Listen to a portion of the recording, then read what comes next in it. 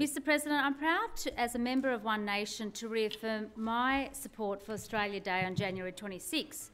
My support is unconditional, unambiguous and unequivocal. I am a typical Australian. I'm a first-generation Australian and I'm proud to be Australian.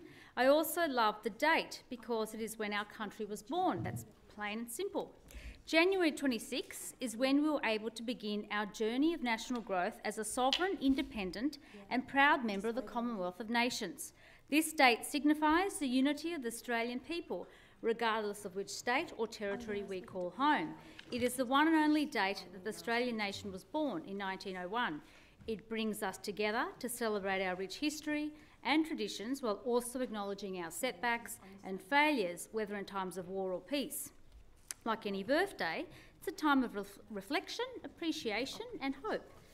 It was Mr President Paul Keating that ensured that the 26th of January would become a national public holiday across all states and territories. On that day, in 1994, PJK reminded Australians that the 26th was an opportunity for Australia to make national resolutions as a collective. Mr President, no other date in the calendar year compares to its significance as part of our national identity. No other date can be elevated to replace it. Any alternative path would undermine the importance of Australia Day to our national DNA. The Commonwealth of Australia was born on the 26th of January as a nation, not by an act of war or aggression, but rather by a desire for self-government by those sharing common values and shared beliefs.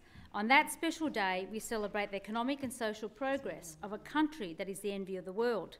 On that special day, we recognise that our historical journey has seen a nation grow by bringing together the collective strengths of Australians, regardless of one's Indigenous, European, Asian or any other multicultural heritage.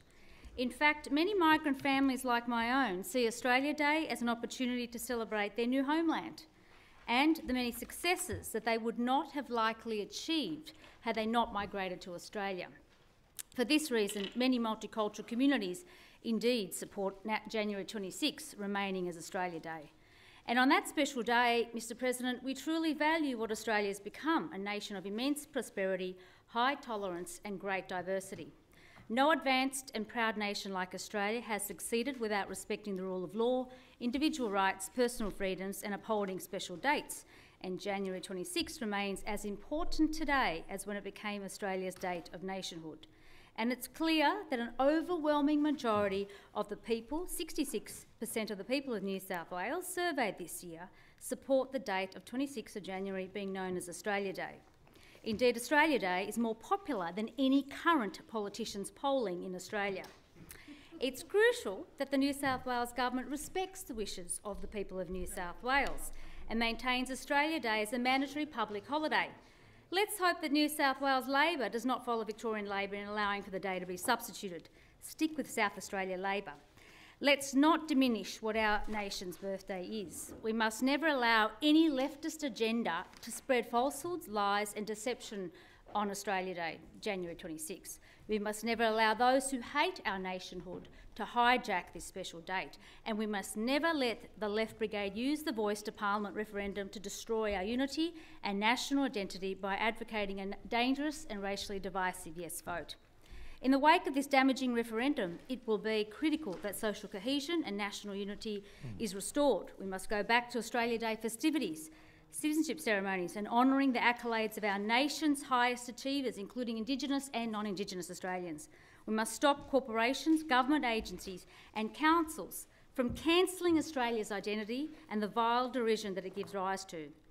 I close, Mr President, with a quote from the former Prime Minister Bob Hawke's words from the nation's bicentennial Australia Day celebrations in 1988. And I quote, "In Australia there is no hierarchy of descent. There must be no privilege of origin. The commitment is all. The commitment to Australia is the only thing that's needful to be a true Australian." I ask the House to support my motion.